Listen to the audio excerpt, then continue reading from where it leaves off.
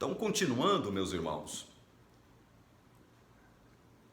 a questão da primogenitura de Deus nos remete para esta ideia.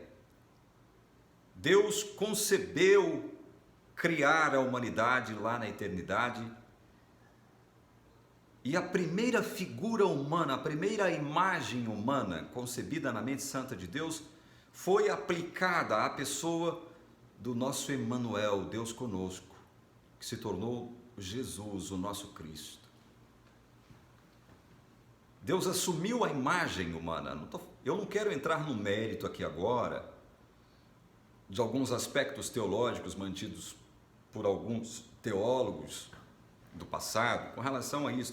Jesus encarnou lá na eternidade. Não entro nesse mérito, não quero entrar nesse mérito. Eu quero só afirmar com base na Bíblia que o conceito de primogenitura, quando aplicado a Cristo, nos remete para a ideia de que Ele assume a imagem humana lá na eternidade ainda. Ele é o nosso primogênito, aquele a quem Deus elegeu para vir nos resgatar, aquele que viria tornar-se um de nós. Ele é conhecido lá na eternidade. E aí eu não vou brigar com ninguém se ninguém concordar comigo neste aspecto aqui, tá certo? Estou levantando uma hipótese possível diante de algo que a Bíblia expressa. Primogenitura não quer dizer não quer trabalhar só a questão da autoridade do filho mais velho, ou dos privilégios do filho mais velho. A primogenitura, sob meu modesto ponto de vista, ela nos remete, a primogenitura de Cristo, ela nos remete para algo muito maior do que simplesmente a autoridade do filho mais velho. É muito mais ampla essa questão quando ela é aplicada a Cristo. Entendem? O nosso irmão mais velho, Jesus, é a Ele que nós devemos nos conformar, porque para isso nós fomos predestinados por Deus. Olha que coisa maravilhosa. Olha que coisa maravilhosa é a predestinação de Deus. Pois aqueles que Deus de antemão conheceu, Ele também predestinou para serem conformes à imagem de seu Filho, a fim de que Ele seja o primogênito entre muitos irmãos. E aos que predestinou, verso 30, a esses também chamou. Olha o terceiro elo aqui, dessa corrente, desta cadeia maravilhosa da graça. Deus pré-conheceu, primeiro elo. Deus predestinou, segundo elo. Deus chamou, terceiro elo. Pré-conheceu, predestinou, chamou. Esse é o terceiro elo. A esses a quem Ele pré-conheceu e predestinou, Ele chama. E esses a quem Ele chama de modo soberano. Esses a quem Ele chama não resistem ao seu chamado, à sua voz, porque Deus, Espírito Santo, trabalha no sentido de nos convencer do pecado, da justiça e do juízo. É Ele que nos convence, nos converte. Então não há como você resistir. Não é que Deus mete o pé na porta de forma arbitrária, ditatorial e violenta. Não. Deus nos convence. O agente Espírito Santo, o agente divino, o Espírito Santo, nos convence. É por isso que nós não resistimos ao chamado de Deus, porque este chamado, concebido pela teologia reformada como chamado eficaz, ele não pode ser resistido porque o Espírito Santo vai nos convencer, vai nos persuadir de que Deus está nos chamando, de que nós devemos atender e ouvir a voz de Deus, atender ao seu chamado.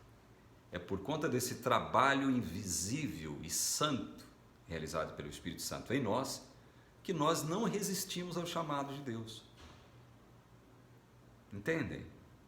Então, aqueles a quem Deus pré-conheceu, Ele predestinou. A quem Ele predestinou, Ele chamou. Continuemos no verso 30. E aos que predestinou, a esses também chamou. E aos que chamou, a esses também justificou. Preconheceu, predestinou, chamou, justificou. Como é que se dá isso? Por que Deus nos justificou? Porque a todos esses a quem Ele preconheceu, predestinou e chamou, Ele vai creditar a justiça de Cristo, do nosso primogênito, do primogênito que espera estar e viver eternamente entre muitos irmãos. É a justiça do primogênito Filho de Deus que nos é imputada. É por isso que nós já fomos justificados. Este é um termo legal. É um termo legal que nos remete para a ideia de um tribunal, de uma sentença. Ser justificado aqui significa que nós saímos daquela condição de culpados diante de Deus. Saímos daquela condição de ímpios. Já deixamos essa condição. Já deixamos essa condição de pecadores injustos que nós éramos, para agora sermos considerados justos por Deus. Mas graças à nossa justiça, graças à minha capacidade de obedecer a normas, leis e mandamentos, ou guarda do sábado? Não, definitivamente não. Justificados nós fomos, porque a justiça do primogênito nos foi creditada. Então, diante de Deus, agora nós somos justos. Fomos, por conta da vida, morte e ressurreição de Cristo, fomos libertos da culpa e da condenação do pecado. Não estamos mais condenados à morte eterna. Por quê? Porque agora nós estamos em Cristo. E a sua justiça nos pertence como corpo de Cristo que eu sou agora. Como é que eu, enquanto corpo de Cristo, posso ser condenado por Deus agora? É por isso que eu sou justificado. Justificado com a justiça do primogênito. É por isso que Paulo, no capítulo 8, versículo 1, ele diz o seguinte, em Romanos: agora, pois, já não existe nenhuma condenação para os que estão em Cristo Jesus. Não há condenação, porque nós já fomos justificados. Com a nossa justiça? Não, com a justiça desse Jesus maravilhoso que assumiu a primogenitura humana ainda na eternidade.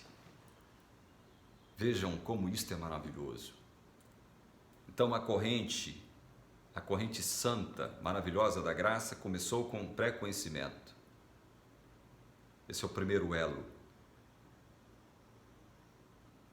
O segundo elo se junta ao primeiro elo. A estes a quem ele pré-conheceu, ele predestinou. A esses a quem ele predestinou, junta-se o terceiro elo, ele chamou. A estes a quem ele chamou, ele justificou. E para nos mostrar, para nos transmitir a ideia de que realmente está tudo encerrado, do ponto de vista de Deus, não há mais como Deus reverter este quadro, não há mais como Deus modificar este quadro, alterar este quadro, ele nos glorificou. Olha só o que o texto diz. E aos que predestinou, a esses também chamou, e aos que chamou, a esses também justificou, e aos que justificou, a esses também glorificou. Então quer dizer que do ponto de vista de Deus, já estamos glorificados, não porque nós já passamos pela glorificação temporal, real e física, não, mas porque Cristo já foi glorificado. Cristo já foi glorificado e nós estamos em Cristo. E esta justiça com a qual nós fomos justificados procede daquele que também foi glorificado, o que agora nos permite afirmarmos, por conta da autoridade da palavra de Deus, que também fomos glorificados, porque estamos em Cristo, não estamos em nós mais, por nossa própria conta e risco. Entendem isso? É por isso que já não existe mais nenhuma condenação. Não existe mais nenhuma condenação. Não há mais como Deus alterar o quadro. É por isso que está tudo no passado. Aqueles a quem Deus pré-conheceu, a esses ele também predestinou, e aos que predestinou, a esses ele também chamou, e aos que chamou ele justificou, e aos que justificou ele glorificou. Entendem? Está tudo no passado. Por que está tudo no passado? Porque não se altera o passado é inalterável, ele é imodificável, não se muda, não se altera, ele está lá para sempre como passado. Para Deus está tudo resolvido em relação a nós. Essa é a mensagem do Evangelho, das boas novas. Isto é Evangelho, isto é realmente boas novas. E aí vem o verso 31 de Romanos capítulo 8, e Paulo diz assim: que diremos então à vista destas coisas? Que coisas? Que diremos, pois, à vista destas coisas? Mas que coisa? Tudo o que ele escreveu aos Romanos, do capítulo 1 até agora, do capítulo 1 até agora, ele vem falando sobre as ações de Deus no mundo, como é que Deus agiu para salvar, como é que a justiça de Cristo se aplica àqueles a quem Deus veio salvar soberanamente. Então, ele faz uma pergunta: que diremos, pois, à vista destas coisas? O que você diz a respeito de tudo isso que você tem ouvido aqui de Romanos? O que você tem para dizer? E ele continua, verso 31. Se Deus é por nós, quem será contra nós? Deus já se decidiu em nosso favor. Ele não está contra nós, ele está a favor de nós, a quem ele pré-conheceu, predestinou, chamou, justificou e glorificou. Meu Deus do céu, como é que Deus pode ser contra se ele já fez tudo por nós, em nosso favor? E se Deus já fez tudo em nosso favor, quem é que pode ser contra nós?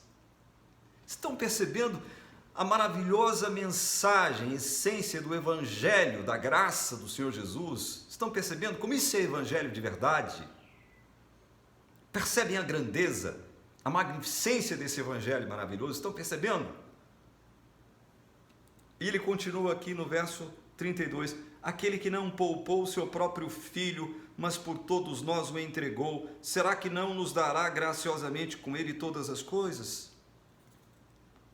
Começando numa escala maior, se Deus entregou aquilo que de mais precioso ele possuía, que era seu filho, se ele não titubeou em entregar-nos seu filho, para ser para sempre o nosso primogênito, um conosco, o Emmanuel, Deus conosco para sempre, Jesus, o nosso Cristo, se ele não titubeou em entregar por nós o seu filho, será que ele nos negará alguma coisa da qual nós necessitamos? Que em relação àquilo que ele já entregou é pequenininha, é titica, não é nada. Será que ele vai nos negar? Não. Ponha isso na sua cabeça, meu irmãozinho, minha irmãzinha que me assiste agora. Deus não vai te negar nada daquilo que te seja realmente necessário, porque a maior necessidade do ser humano já fora suprida quando Deus nos deu o seu Filho maravilhoso. Vocês estão entendendo a mensagem do Evangelho como é maravilhosa? Quem intentará acusação contra os eleitos de Deus? É Deus quem os justifica. Olha, se é Deus que nos justifica, eu não sou justificado por mim mesmo, por conta das minhas obras, quem é que pode me acusar? Alguns débeis mentais da igreja adventista que vivem aqui me acusando? Alguns débeis mentais que porventura possam estar te acusando também? Por você crer na palavra de Deus? Você crer na graça de Deus? Quem que tem esse poder de te acusar? Acabou, não há mais como ninguém nem nada nos acusar, porque já fomos justificados, inclusive glorificados, estamos em Jesus, não há mais nenhuma condenação. O porquê dessa história de juízo investigativo, quando Jesus passar pelo seu nome, ele vai analisar tintim por tintim, vai analisar a sua vida de modo meticuloso e rigoroso, e se ele achar alguma manchinha, algum deslize, ele rejeita o seu nome. Meu Deus do céu, meu Deus, isso é demoníaco, isso é doutrina do diabo. Juízo investigativo é doutrina do demônio, do diabo. Vá de retro, Satanás, com essa doutrina. Não há mais como ninguém nos acusar, porque eu sou santo, do ponto de vista humano, horizontal. É porque eu já sou bonzinho, não peco mais, não erro, tenho uma vida ilibada. Não é por isso, não. É porque Deus já me creditou a justiça de Cristo, porque já me creditou a justiça de Cristo, Ele me glorificou com a mesma glorificação de Cristo. Já está tudo resolvido. Ele me pré-conheceu, escrevendo o meu nome no livro da vida. Me predestinou, me chamou para ser conforme a imagem de Jesus. Me justificou e me glorificou. Viram como isso é maravilhoso? Quem é que pode me acusar? Quem? Algum Zé Borrella, metido a pastor, poderá me acusar? Algum João Ninguém, metido a pastor, poderá me acusar? Alguma organização religiosa corrupta poderá me acusar? Ele diz aqui no verso 34, quem os condenará? Quem que pode me condenar? É Cristo Jesus quem morreu, ou melhor, quem ressuscitou, o qual está à direita de Deus e também intercede por nós. Jesus morreu e ressuscitou e está intercedendo por nós. Então quem é que pode me condenar? Quem é que pode me acusar de alguma coisa? Quem é que pode te condenar, meu irmão e minha irmã, que crê em Cristo Jesus e que, portanto, está em Cristo Jesus? Quem é que pode condenar você? Quem?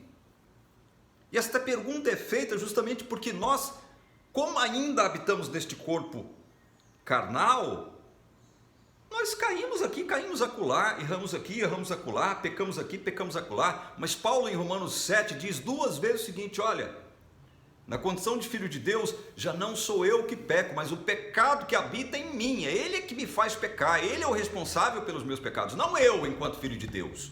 Ele diz isso 2 vezes em Romanos 7, e não adianta vir aqui pentecostais, neopentecostais, arminianos, distorcer o sentido que está em Romanos 7, não. Paulo afirma isso clara e categoricamente em Romanos capítulo 7. Não é um pretexto para pecar que Paulo está nos dando, nos oferecendo, e sim nos descortinando uma verdade maravilhosa a respeito de nós mesmos. Mas quem que pode nos condenar? Se nós já fomos justificados e glorificados, se é Cristo que intercede por nós, por que Ele ainda intercede por nós? Porque nós estamos ainda nesse planeta horrível, sujeitos a uma queda aqui ou outra acolá, mas caímos enquanto filhos de Deus que nós já somos, justificados e glorificados que nós já somos. Por isso que não há nenhuma condenação. Quem nos separará do amor de Cristo? No começo do vídeo anterior, eu disse, olha, nós amamos a Deus porque Ele nos amou primeiro. se é assim, se eu amo a Deus porque Ele me amou primeiro, quem é que pode me separar do amor de Cristo por mim? Cristo decidiu me amar, Deus decidiu me amar, o Espírito Santo decidiu me amar. Então, quem é que pode me separar do amor de Deus, que Deus tem por mim? Quem? Qual é o ser humano que tem esse poder, essa autoridade? Aí ele vai, como eu ilustrei aqui, quem nos separará do amor de Cristo? Será a tribulação, angústia, perseguição, fome, nudez, perigo, espada? Todas essas coisas cooperam para o nosso bem, não para o nosso mal, embora naquele primeiro momento tudo isso nos pareça mal, e é realmente mal. Tribulação, angústia, perseguição, fome, nudez, perigo, espada. Mas Deus é Deus de tal modo que Ele faz com que tudo isso se transforme em bem para nós. E aí eu cito um trecho de um teólogo maravilhoso, com quem aprendi muito a respeito disto, de Deus ter condições, de, pelo seu poder, transformar todas as coisas em bem para nós.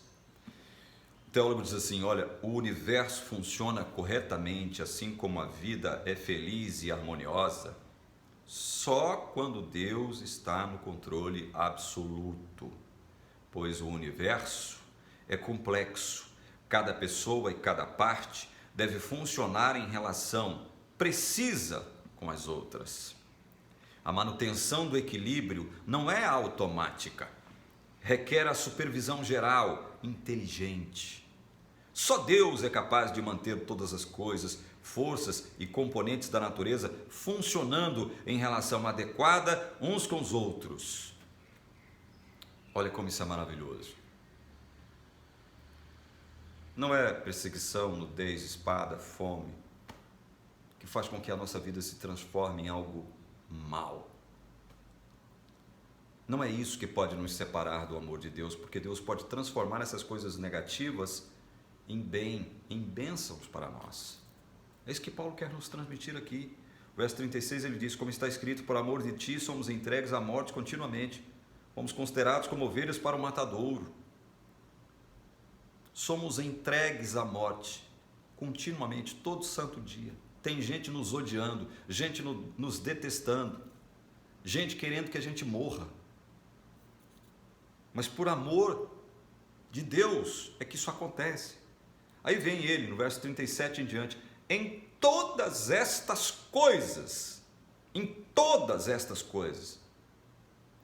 perseguição, vingança, nudez, morte, espada, fome, em todas estas coisas, porém, somos mais que vencedores por meio daquele que nos amou primeiro.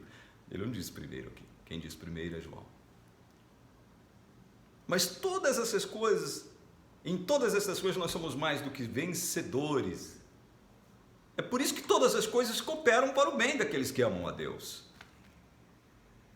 Porque eu estou bem certo de que nem a morte, nem a vida, nem os anjos, nem os principados, nem as coisas do presente, nem do porvir, nem os poderes, nem a altura, nem a profundidade, nem qualquer outra criatura poderá nos separar do amor de Deus que está em Cristo Jesus nosso Senhor. Nada nem ninguém nos poderá do amor de Deus que está, o amor de Deus por nós que está em Cristo Jesus nosso Senhor. Nada e nem ninguém.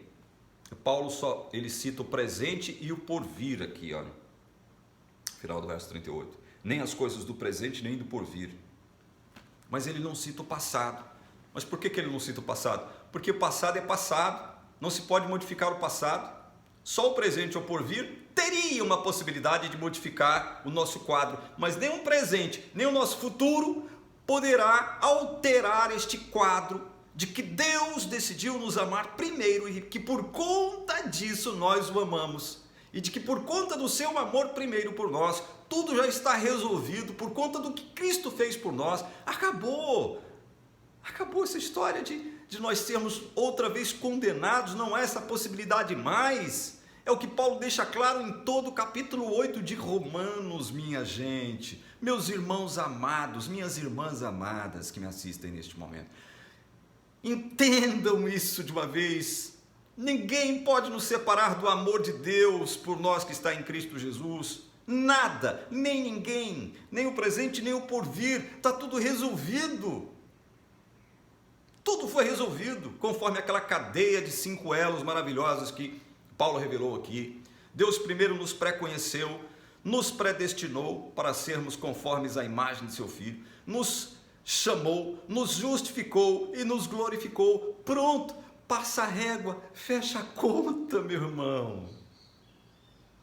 Viu que mensagem maravilhosa nós encontramos em Romanos 8? Isso é evangelho no seu mais puro e profundo sentido. Isso é evangelho. Tudo mais é lixo diante dessas coisas maravilhosas reveladas por Paulo aqui em sua palavra. Que Deus abençoe você. Que Deus unja o seu entendimento, o seu coração, para que você receba essa mensagem maravilhosa em nome do Senhor Jesus. Amém.